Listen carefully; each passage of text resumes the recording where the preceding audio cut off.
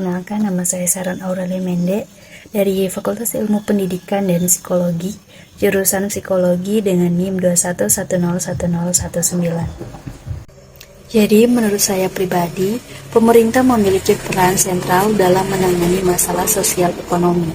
Dengan berbagai cara, mereka dapat merancang kebijakan fiskal dan moneter, memberikan bantuan sosial kepada kelompok yang membutuhkan, meningkatkan akses pendidikan dan layanan kesehatan, serta pemerintah dapat menciptakan regulasi untuk melindungi hak dan kesejahteraan warga.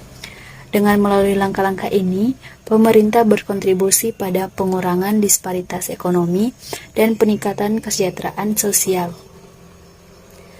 Dan untuk mencegah terjadinya kesenjangan sosial akibat pembangunan yang tidak merata, penting bagi pemerintah untuk melakukan berbagai upaya sebagai berikut.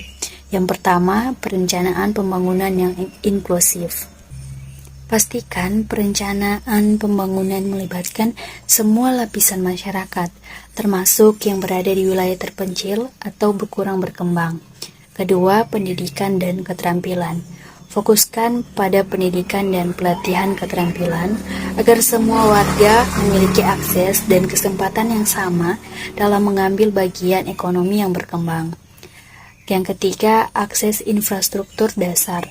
Pastikan bahwa akses yang merata terhadap infrastruktur dasar seperti jalan, air bersih, dan energi listrik. Ini dapat meningkatkan kualitas hidup dan memberikan peluang yang setara bagi semua masyarakat. Yang keempat, pemberdayaan ekonomi lokal. Dukung ekonomi lokal dengan mendorong usaha kecil dan menengah, serta memberdayakan masyarakat setempat untuk mengelola sumber daya alam dan ekonomi mereka sendiri. Kemudian kelima, perlindungan sosial. Bangun sistem perlindungan sosial yang efektif untuk mengatasi ketidaksetaraan ekonomi. Ini bisa melibatkan program berupa bantuan sosial, asuransi kesehatan, dan dukungan-dukungan lainnya. Dengan penggunaan pendekatan holistik yang mencakup aspek ekonomi, sosial, dan politik, dapat diupayakan agar pembangunan berdampak merata dan dapat mengurangi kesenjangan sosial. Kemudian, untuk mencegah masyarakat berkelompok akibat perbedaan pendapatan dan konsumsi, bisa dilakukan dengan berbagai cara sebagai berikut. Yang pertama, pendidikan dan kesadaran. Tingkatkan pemahaman masyarakat tentang dampak kesenjangan ekonomi dengan melalui pendidikan dan kampanye kesadaran.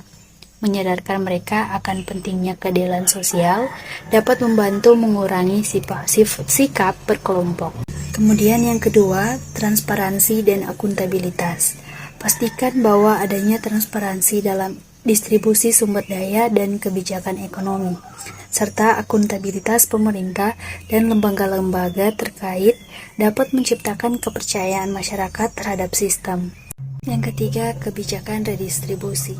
Terapkan kebijakan ekonomi yang mendukung redistribusi pendapatan melalui pajak progresif dan program kesejahteraan sosial yang lebih efektif.